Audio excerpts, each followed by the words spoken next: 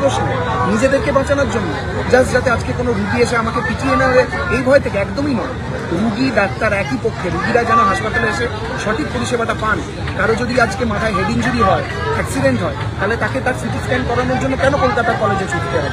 এই রকম কয়েকটি ফান্ডামেন্টাল মৌলিক দাবি নিয়ে আজকে আমাদের অনশন। মানুষ বুঝুন, এবং আমরা চাই যে এই আন্দোলন যত এগোবে, এই অনশন যত এগোবে, তত যেন সাধারণ মানুষ বোঝেন এবং বুঝতে পারেন যে ডাক্তাররা তাদের শত্রু নয়, ডাক্তার এবং রুগীরা একই পক্ষে। এবং আগামী 20-30 বছরের যে গত 10-12 বছরে 15 বছরের যে সম্পর্ক মধ্যে যে অবিশ্বাসের পরিস্থিতি তৈরি হয়েছিল, সেই জায়গাটা আবার আমরা ফেরত আনতে চাইছি। সমস্ত রুগী পরিজন এবং সাধারণ মানুষকে হাত জোড় করে অনুরোধ করছি, আপনারা আমাদের এই আন্দোলনের পাশে থাকুন, আপনারা এই আন্দোলনের পাশে থাকুন, আমাদের পাশে এসে দাঁড়ান। একবার কলকাতাতে অনেকে আসবেন, চিকিৎসা করাতে আসবেন, অনেকে দুর্গাপূজা দেখতে আসবেন, সেই সঙ্গে আমাদের সাথেও একবার দেখা করে যান, আমাদের দাবিগুলি সম্পর্কে আলোচনা করে যান, বুঝুন যে কেন আজকে আমরা এই স্টেপ নিতে বাধ্য হব। Thank you.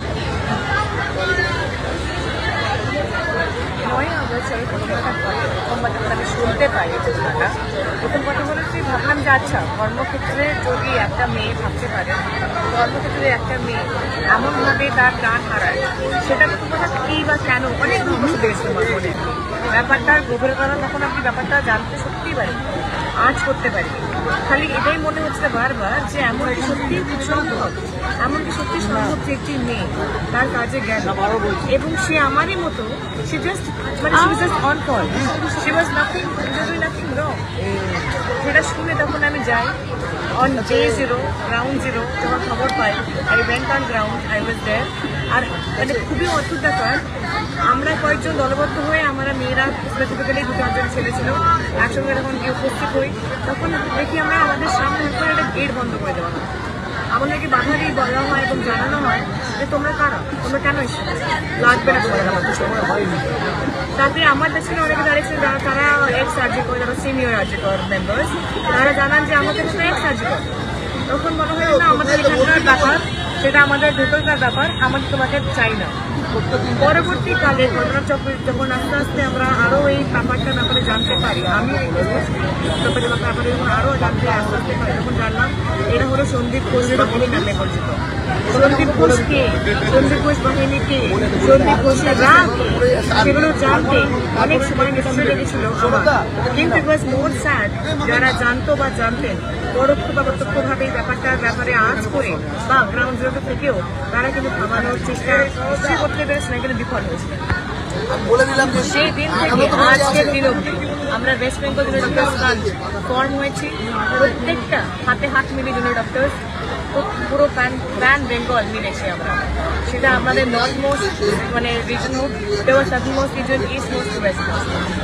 তারপরে আমরা প্যান ইন্ডিয়াতেও রিচ করেছি এবং আমরা একটা কথাই জানতে চাইছি যে আমরা এই মুহূর্তে একটা মানবিকতার লড়াই চালাচ্ছি। এটা জাস্ট একটা হিউম্যানিটেরিয়ান গ্রাউন্ডের লড়াই, আর ইট ইজ ভেরি স্যাড, যাদের লড়াই লড়তেও হচ্ছে।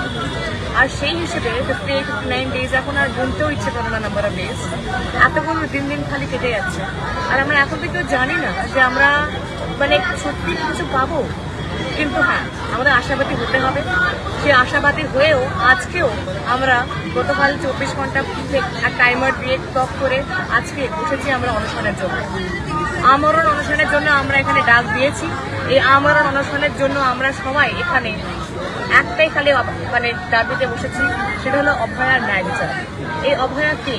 এই অভয়া আমিও হতে পারতাম, এই অভয়া আপনিও হতে পারতেন, এই অভয়া আপনার বন্ধু হতে পারতো, এই অভয়া আপনার বোন হতে পারতো, এই অভয়া কিন্তু আপনার ভাইও হতে পারতো। সেটা তো ভেবে দেখুন, এটা কোনো ডাক্তার, এটা কোনো জুনিয়র ডক্টর, সিনিয়র ডক্টর বা কোনো হেলথ কেয়ার ওয়ার্কারের লড়াই কখনোই নয়। এবং সেটা আমাকে বলার দরকার হয়নি বা আমাদের বলার দরকার হয়নি, সেটা কিন্তু বারবার প্রতিফলন হয়েছে। প্রত্যেকবার আপনারাই এভিডেন্স রেখেছেন, পাবলিক এভিডেন্স রেখেছে। লালবাজার দেখুন, স্বাস্থ্য ভবন দেখুন, আজকে দেখুন, এবং আমি আশা রাখছি আগেও পাবো আমরা। কারণ আমরা কোনো কিছুই কোনো পলিটিক্যাল কোনো ব্যাকগ্রাউন্ড থেকে বা কোনো পলিটিক্যাল আন্দাজ নিয়ে আসিনি, ইঙ্গিত নিয়ে আসিনি। সবাই আমরা জাস্ট হিউম্যান রাইটসের জন্য এসেছি। 9th অগস্ট হোক, 10th অগস্ট হোক, 11th অগস্ট হোক, 14th অগস্ট হোক, আমাদের আরজিকর হোক, সিএনএমসি হোক, সাগর দত্ত হোক, বর্ধমান হোক, মালদা হোক, আমাদের এখানে মেদিনীপুর হোক, বা আমাদের আরও হসপিটাল ছেড়েও বাকি কর্মক্ষেত্রেও বা বাকি গলিতে ফুলতলি, জয়নগর, মানে কত বলবো, কত হসপিটালের নাম নেব, আর কত আমি অলিগলির নাম নেব। সব জায়গাতে একটাই জিনিস দেখা যায় যে আমাদের এখানে সিস্টেমের কি অবস্থা, একটা হাহাকার সৃষ্টি হয়ে উঠেছে। সেই হাহাকার সহ্য করতে না পেরেই আমরা আজকে 6 জন সিম্বলিক প্রতীকী হিসেবে বসেছি। প্রতীকী কিসের? প্রতীকী আপনার আমার সবার, যে আমরা আজকে আমরণ অনুষ্ঠানের ডাক দিয়ে বসেছি। আমরা আরেকটাও ডাক দিয়েছি, সেটা হলো ট্রান্সপারেন্সিটা। সেই ডাকটা আমাদের কিন্তু সেই দিন থেকে আছে, যখন থেকে আমরা আমাদের উচ্চতম যে হাইয়েস্ট তাকে আমরা মাননীয় আমাদেরকে জানিয়ে বসেছিলাম যে আমাদের বায়োলেকট্রাল লাইসেন্সিং লাগবে। সেদিন থেকে ডাক ছিল, সেই ডাকের সম্মান জানিয়ে কিন্তু আমরা আজও ডাক দিয়েছি এবং আমরা আজও বলেছি যে আমরা কিন্তু স্বচ্ছভাবে ট্রান্সপারেন্ট হবে সিসিটিভি ক্যামেরার আন্ডারে অন্তর্গত থাকবে। যেখানে যা আপনার প্রশ্ন লাগবে আপনারা নিজেরা এখানে এসে জিজ্ঞেস করতে পারেন আপনাদের, সেইটা আপনার পাবলিক জায়গায় বসে আছি। আমরা এখানে সব সময় অ্যাভেলেবল আছি। আমরা সবার সামনে, ঘরে বসে, কোনো হসপিটালে কোণে বসে না, আমরা সবার সামনে, যেখানে দুর্গাপুজোতে পুরো বেঙ্গল উঠে পড়ে লেগেছে, সেখানে নবরাত্রি চলছে, সেখানে আমরা একটা আলাদা ধরনের অভয়ালয় পালন করছি। সেখানে একটা আলাদা রকমই আমরা দুর্গা মায়ের জন্য বিচার চাইছি। সেখানে আমরা সবাইকেই বলতে চাইছি যে আজকে খুবই দুঃখজনক যে আমাদের এখানে বসতেও হচ্ছে। আজকে আরও দুঃখজনক যে আমাদের এখানে যখন আমাদের বসতে এসে আমাদেরই সহকর্মী, আমাদেরই জন্য ডাক্তাররা যখন বাস পেলে হাতে হাত মিলিয়ে এখানে লোকেদেরকে আনছিল কাঠ কাটার জন্য, তাকে লাথি মারা হয়, তাকে এখান থেকে সরিয়ে দেওয়া হয়। তাদেরকে জানানো, আমাদের ভেতরে যাদের চাই তাদেরকে হুমকি দেওয়া হয় যে এখানে করে দেখো। তবু কিন্তু আমরা হার মানিনি। আমরা সেই পেশেন্স, সেই আমাদের যে আস্থা, আমাদের নিজেদের উপর যে মনোবল, সেটা আমরা লালবাজারেও দেখেছি, শাস্ত্রভবনেও দেখেছি, আজকেও দেখাচ্ছি এবং দেখেই থাকবো যখন আমরা নিজেদের বাসে বাস বেঁধেছি। সেই বেঁধেই আমরা এই পুরো খাটটা, এই পুরো অবস্থান সৃষ্টি করেছি। এবং আমরা আবার বলছি সবাইকে হাত জোর করে, যেমন সবাই আমরা এখানে জানাচ্ছি, আমরা সবাই ছাত্রছাত্রী, আমাদের কাছে সিজবল ছাড়া আর কোনো ব্যাপার ছিল না। সেই কারণে আমরা কিন্তু পরবর্তীকালে বন্ধ প্রাণেও গেছিলাম, পাবলিকের পাশে দাঁড়িয়েছিলাম, এখনও দাঁড়িয়ে আছি, পাবলিকও আমাদের পাশে দাঁড়িয়ে আছে। কারণ কি আমাদের ফাইট করে পাবলিকের আগে, জনগণের আগে থেকে করেছিল না, কখনো সাহায্য না, উল্টে ওনারাই আমাদের উপর আস্থা রেখেছেন, ভরসা রেখেছেন, নিজের পাশে দাঁড়িয়েছেন। সেইভাবেই সঙ্গে থাকুন, আমরাও আছি, আপনারাও থাকুন, সবাই দেখি আমরা ঘড়ির কাটে যেমন টিকটি করে বাচ্চা 24 ঘন্টা, তেমন এই ঘড়িটাও স্টার্ট হয়ে গেছে যে আমরা কতদিন অনুসন্ধান হবে, কতদিনের সদস্য পাই। বেশিরভাগই সবাই অলরেডি বলে দিয়েছে এবং সবকটা আমাদের যা যা বক্তব্য শুধুমাত্র দাবি নয়, শুধুমাত্র কোনো মানে একদম দাবিতে ভাষার কথাবার্তা অনেকটা নিজের মনের ইমোশনগুলো প্রত্যেকে জানিয়ে দিয়েছে। আমি খুব সংক্ষেপে পুরো জিনিসটা ছাড়বো। সেটা হচ্ছে যে এই প্রত্যেকটা জায়গায় যেখানে যেখানে আমাদের অবস্ট্রাকশন এসছে, যেখানে যেখানে আমাদের আটকে দেওয়ার চেষ্টা করেছে, সেখান থেকে দাঁড়িয়ে আমরা যখন মনে হয়েছে প্রচণ্ড ডাউন টাইমগুলোতে, যে সময়গুলোতে প্রচণ্ড ট্রাফ চলেছে, সেটা আদৌ কি আন্দোলনটা করতে পারবো, তখন এই যে মানুষের জনসমর্থন যেভাবে পেয়েছে সেটা একটা বড় পাথেয় হয়েছিল বরাবর। এবং শুধু তাই নয়, আর একটা জিনিস সবসময় আমাদেরকে নাড়িয়ে ধরছে এবং উঠে যাচ্ছি এবং পরের দিন সকালবেলায় এখন উঠছি, তার মাঝখানে খালি একটা জিনিসই খালি প্রশ্ন হয়ে আসছে, যা আন্দোলন করলাম, যা হয়তো কিছু পেয়েছি, হয়তো অনেকটাই পাওয়া বাকি আছে, বিচার কি পেয়েছি? এই বিচারের জায়গাটা এমন একটা জায়গা, এমন একটা জিনিস যেটা শুধুমাত্র আমাদের কেন, শুধুমাত্র সিনিয়রদের কেন, পুরো সমগ্র জনার মানুষ, সমগ্র দেশের মানুষ, পৃথিবীর মানুষকে নাড়িয়ে দিয়েছে যে এই জিনিসের বিচার, এই ঘটনার বিচার কোথায়? এই ধরনের ঘটনার বিচার থেকে যদি আমরা না আনতে পারি আন্দোলনের মধ্যে, তাহলে যে সমাজটার দিকে আমরা তাকিয়ে রয়েছি তা এতটাই ভয়ঙ্কর যে সমাজ এই ধরনের ক্রিমিনালে ভরে যাবে এবং তারা প্রত্যেকটা সময়ে খালি বিভিন্ন জায়গা থেকে হুমকি দেবে, কার্যকর করবে। তো সেই রকম একটা জায়গা যেন না তৈরি হয়, আমাদের প্রত্যেকটা জায়গায়, প্রত্যেকটা রাস্তায়, আনাচে কানাচে, গলিতে, স্কুলে, কলেজে, অফিসে, সব জায়গায় যেন আমরা নিজেদেরকে সেফ করতে রয়েছে। তার একটাই উপায় রয়েছে যে যারা এই ধরনের ক্রাইম করেছে এবং যারা এই সংঘর্ষের সাথে তাদের একটা দৃষ্টান্তমূলক শাস্তি হোক, দ্রুত তদন্ত হোক, দ্রুত শাস্তি ঘোষণা হোক, তবেই হয়তো আমরা একটা সমাজ, একটা সমাজ এবং আবারও বলছি একইভাবে বলছি এই ভিডিওটা শেষ করার, এই কথা দিয়েই শেষ করার এইভাবেই বলবো, always want justice and we do want nothing but justice. দুটো কথা এক্সট্রা অ্যাড করবো। সেটা হচ্ছে এই আন্দোলনে যখন আমরা নামলাম এবং সমস্ত সাধারণ মানুষ আমাদের পাশে দাঁড়ালেন, বা বলা ভুল, সাধারণ মানুষ পাশে দাঁড়ালেন, আমরা তাদের পাশে নামলাম। সেই জায়গা থেকে আমরা কি দেখতে পেলাম? আমরা দেখতে পেলাম যে সরকার পক্ষ থেকে একটা ভয় শুরু হলো। সেই ভয়ের প্রতিফলন আজকে দেখতে পাচ্ছি আমরা কিভাবে সেই ভয়ের প্রতিফলনটা থেকেই আমরা দেখতে পেলাম যে যখন আমরা কর্মবিরতি প্রশ্নে যখন ফিরে এলাম, যখন আমরা আংশিকভাবে কাজে যোগ দিলাম, এসেনশিয়াল সার্ভিসেস স্টার্ট করলাম, সেই সময় থেকে একটা লড়িয়ে দেওয়ার চেষ্টা শুরু হলো, যেখানে সাধারণ মানুষকে বোঝানোর একটা অপচেষ্টা চললো যে সাধারণ মানুষ বুঝি ডাক্তারদের বিপক্ষে, ডাক্তাররা বুঝি সাধারণ মানুষদের বিপক্ষে। সেই জায়গায় দাঁড়িয়ে আমরা বারবার করে মনে করিয়ে দিতে চেয়েছিলাম যে আসলে সাধারণ মানুষ এবং ডাক্তাররা একই পক্ষে, এবং অন্য পক্ষ যদি কারো থেকে থাকে তাহলে সেটা সরকারের, এবং সরকারের যদি সদিচ্ছা থাকে তাহলে তারা প্রমাণ করবে যে সাধারণ মানুষ, ডাক্তার এবং সরকার এরা তিনজনই একই পক্ষে আছে। এই দায় সরকার। আমরা কি দেখলাম যে যতক্ষণ আমরা কর্মবিরতি বজায় রাখছি, তারা আমাদেরকে জানালেন, তারা আমাদের বিরুদ্ধে একটা অপপ্রচার চালাতে লাগলেন যে আমরা জনবিমুখ, আমরা চাইছি রোগীরা কষ্ট পায়। আমি খুব পার্সোনাল জায়গা থেকে বলছি যে আমি একজন ডাক্তার, এবং আমি আজ অব্দি যতজন রোগীর সেবা ভাব নিয়ে চিকিৎসা করেছি তারা জানেন সেটা, তারা অনেকটা হয়তো আমাকে মনে রেখেছেন, অনেকে হয়তো মনে রাখেননি।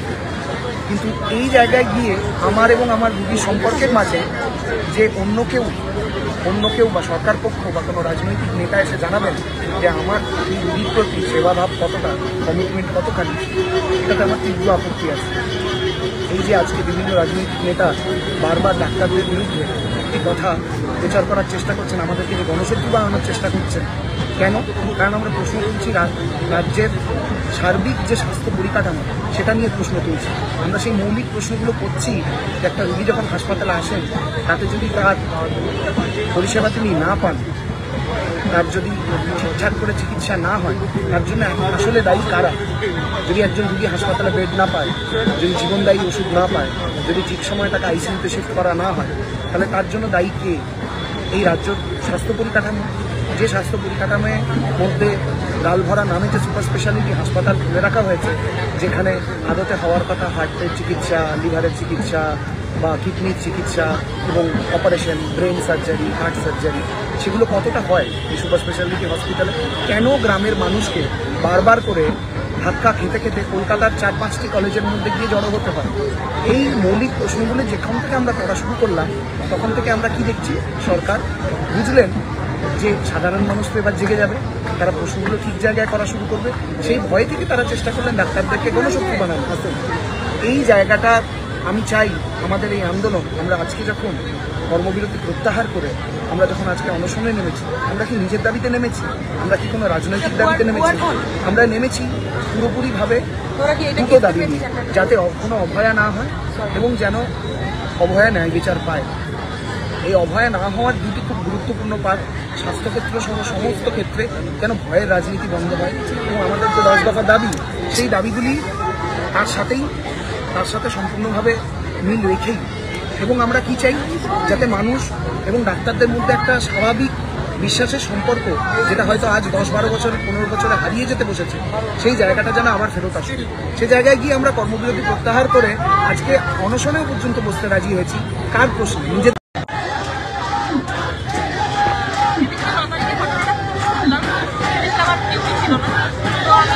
আমি সেদিনকে ঘরে বসে পড়াশোনা করতে বসেছিলাম, এবং তখন 11টা নাগাদ আমি শুনলাম যে এরকম একটা ঘটনা ঘটেছে, এবং শুনে প্রথমে 1 ঘন্টা বিশ্বাস করিনি, তারপরে বিশ্বাসই করিনি, খবরও নিইনি, কিছুই করিনি। তারপর যখন দেখলাম যে টিভিতে বারবার দেখাচ্ছে, তখন আমি আমার বন্ধুদেরকে ফোন করলাম, যারা ওই আরজি কলেজ ডিপার্টমেন্টের এসআর, এরকম যারা আমার বন্ধু আছে, তো তারা বলেছে হ্যাঁ ঘটনা সত্যি, বলে আর কিছু বলতে পারবো না।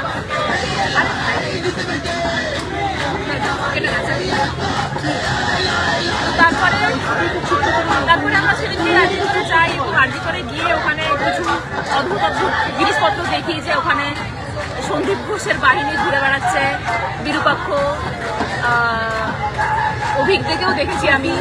তারপর ওখানে কিছু লোকজন ছিল যাদেরকে আমি চিনি না, কিন্তু তারা হচ্ছে যে খুব স্ট্রংলি রেজিস্ট করছিল যে আপনারা বাইরের লোক, বাইরে চলে যান। সেটা দেখে আমার খুব খারাপ লেগেছিল, এই জন্য যে একটা মেয়ে মারা গেছে, কিন্তু সেখানকার লোকজন তারই হয়তো জুনিয়র প্রকৃতিকে কলিগ কেউ না কেউ, আমি জানি না তারা এই ঘটনাটাকে বাইরের লোকজন চলে যাও বলে কিছু একটা প্রমাণ করার চেষ্টা করছিল। খুবই রাগ হয়েছিল সেদিনকে। তো তারপর আস্তে আস্তে আমাদের আন্দোলন শুরু হলো, আমরা শুরু করলাম। অসংখ্য কতগুলো যে মিছিল আমরা করেছি আমরা নিজেরাই ভুলে বলতে পারবো না। একদিন মিছিল ছিল কলেজ স্কোয়ার টু শ্যামবাজার, প্রচন্ড বৃষ্টি পড়ছিল এবং 1 হাঁটু জলের মধ্যে অসংখ্য জুনিয়র ডাক্তার সেদিকে, সাধারণ মানুষ ছিলেন নিশ্চয়ই, কিন্তু জুনিয়র ডাক্তার অনেক বেশি ছিল। তো সেই মিছিলটা দেখার পর আমার মনে হলো যে হ্যাঁ, এই আন্দোলনটা ভালোভাবে এগিয়ে যাবে। তারপর আমাদের যেগুলো উল্লেখযোগ্য ঘটনা, মেনলি লালবাজার অভিযান, সেখানে যে সাধারণ মানুষ আমাদের সাথে এতই আমাদের পাশে ছিলেন, সেটা টয়লেট ইউজ করা থেকে শুরু করে ঘুমোনোর জায়গা থেকে শুরু করে ফ্যান, জল, খাবার, স্যান্ডউইচ, চা, বিস্কুট, মানে কিনা নিয়ে সাধারণ মানুষ আমাদের পাশে ছিলেন। এবং একটা সময় ভোরবেলা যখন কিছু লোকজন টায়ার্ড হয়ে বেরিয়ে যাচ্ছিলেন, তখন কোথা থেকে জানি অনেক সাধারণ মানুষ তারা এসে গাড়ি নিয়ে বা বিভিন্নভাবে কোনো রকমের ভোর 4টের সময় এসে বসে পড়ছিলেন। সেটা মানে মনে রাখার মতো, সারা জীবন মনে রাখবো। তারপর নবান্ন বলছি, স্বাস্থ্য ভবন অভিযান শুরু হলো এবং স্বাস্থ্য ভবন অভিযানেও আমরা সেই জনগণের অভূতপূর্ব সাড়া দেখলাম। এবং স্বাস্থ্য ভবন অভিযান যে আমাদের ওই রকমভাবে শুরু এবং শেষ হবে, মানে সেটা আমাদের আশার অনেকটাই ওপরে। মানে আমরা সাধারণ জনগণ থেকে আমরা খুবই আশাবাদী হলাম এবং সরকারও তখন আমাদেরকে কিছু ছোটখাটো ললিপপ বা আইওয়াস যাই বলা হোক না কেন আজকের দিনে দাঁড়িয়ে, তখন আমাদের মনে হচ্ছিল যে হ্যাঁ সত্যি তো কিছু না কিছু হয়তো দিচ্ছে, কিছু না কিছু হয়তো পাচ্ছি, একটা অ্যারেস্ট হয়তো হচ্ছে। তো তারপরে তখন অব্দি আমরা ভালোই ভরসা এবং আশা রেখেছিলাম সিবিআইয়ের উপরেও, সরকারের উপরেও। তারপর যেটা হলো যে তারপর আমরা আংশিক কর্মবিরতি তুলে নিলাম এবং এমার্জেন্সি সার্ভিস চালু করলাম। আমরা কাজে ফিরে গেলাম, ভালোভাবে কাজকর্ম শুরু করলাম। আমরা যারা ডাক্তার তারা আমরা জানি যে পার্সিয়াল সিনড্রোম বলে সেরকম অ্যাকচুয়াল ফিজিবল কিছু জিনিসপত্র হয় না। তো মোটামুটি সবাই যতটা সম্ভব পেশেন্টের পাশে থাকা যায়, সিনিয়র স্যারেদের পাশে থাকা যায় সেটার চেষ্টা করলো। কিন্তু তারপরে যেটা হলো যে আমাদের সবকিছুই মানে সরকারও আর তারপর থেকে কোনো অ্যারেস্টও হলো না, কোনো ডিরেক্টিভও বেরোলো না। ওই স্বাস্থ্য ভবন থেকে আমরা যা বার করে আনতে পেরেছিলাম তারপর থেকে নতুন কিছুই হলো না। আমাদের কোনো দাবি আর কোনো কিছুই এগিয়ে নিয়ে গেল না। আমি আজকে পর্যন্ত মেডিকেল কলেজের লেডিস হস্টেলে দেখলাম যে আজকে একটা পুলিশ এসে কোথায় কোথায় সিসিটিভি লাগানো হবে সেটা দেখছে আজকে, এতদিন কিছু হয়নি। তো তারপর আমরা তারপর জনগণ দেখলাম যে জনগণ কি বলবো, আমরা সিনিয়র ডাক্তাররা অনেক ডিউটি করছেন, এক্সট্রা ডিউটি করছেন, করে সমস্ত পরিষেবা চালু রাখার চেষ্টা করছেন, কিন্তু তারা ক্লান্ত। এবং আমরা সাধারণ মানুষের এবং সরকার চাইছে, বিশেষ করে সাগর দত্তের একটা ঘটনা ঘটলো যেখানে সরকার চাইল যে আমাদেরকে ডাক্তারদেরকে সাধারণ মানুষের এগেনস্টে দাঁড় করিয়ে দিতে। ডাক্তাররা এটা সুপ্রিম কোর্টে গিয়ে সরকার বলে এলো যে ডাক্তাররা বেড, মানে সুপ্রিম কোর্ট বললো যে ডাক্তাররা বেড দেয়নি, ডাক্তাররা দেখেনি, তাই জন্য মানুষ মারা গেছে। এবং সেখানে আমাদের হেলথ সেক্রেটারি দাঁড়িয়ে থাকলেন এবং সেটা যে ওনার নিজেরই অপদার্থতা সেটা উনি নিজেই বুঝতে পারলেন না, সেটা নাকি আমাদের দায়। এবং তারপর এই যে সাধারণ মানুষকে আমাদের উল্টো দিকে দাঁড় করিয়ে দেওয়ার যে প্রচেষ্টা শুরু হলো, সেখান থেকে আমরা ঠিক করলাম যে আমরা সাধারণ মানুষের চিকিৎসা আবার শুরু করে দেবো মেডিকেল কলেজ কলকাতায়। তো সেটা আমরা শুরু করলাম, কিন্তু সরকারের দিক দিয়ে কোনো একটা স্টেপও সামনের দিকে তো আসেইনি, উল্টে অনেক পেছনের দিকে সরকারের বিভিন্ন লোকজন, চ্যানেল তারা শুরু করলো আমাদের মানে অনেক উল্টো পাল্টা কথা, সরকার এক পাও এগোলো না। তো সেখান থেকে আমরা আবার 24 ঘন্টার একটা টাইম দিয়ে আমরা আজকে অনশনে বসেছি এবং এখনো সরকার কোনো সদিচ্ছা দেখাচ্ছে না, উল্টে বাধা দেওয়ার হাজারো একটা চেষ্টা করছে। পুলিশ কাল থেকে কতবার যে এসে আমাদেরকে এখান থেকে উঠে যেতে বলেছে, আমাদেরকে এখানে কোনো প্যান্ডেল বাঁধতে দেয়নি, কিছু করতে দেয়নি, করতে দেবে না বলেছিল। আমাদের জুনিয়রকে রাস্তায় ফেলে মারধর করেছে, জলের গাড়ি ঢুকতে দেয়নি, কিছু মানে সব রকমভাবে যত রকমভাবে আটকানো যায় সব রকম চেষ্টা করছে। কিন্তু আমরা যেহেতু আমরা 60 দিন এগিয়ে গেছি, আমাদের ফিরে আসার কোনো পথও নেই, ইচ্ছেও নেই। আমরা একদমই চাই না এখান থেকে আর এই মুভমেন্টকে ফিরিয়ে কোনো দিকে এক পাও পেছাতে।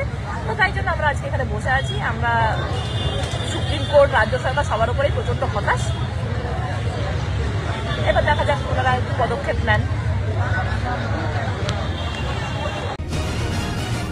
নিউজ এশিয়া, গণতন্ত্রের কণ্ঠস্বর।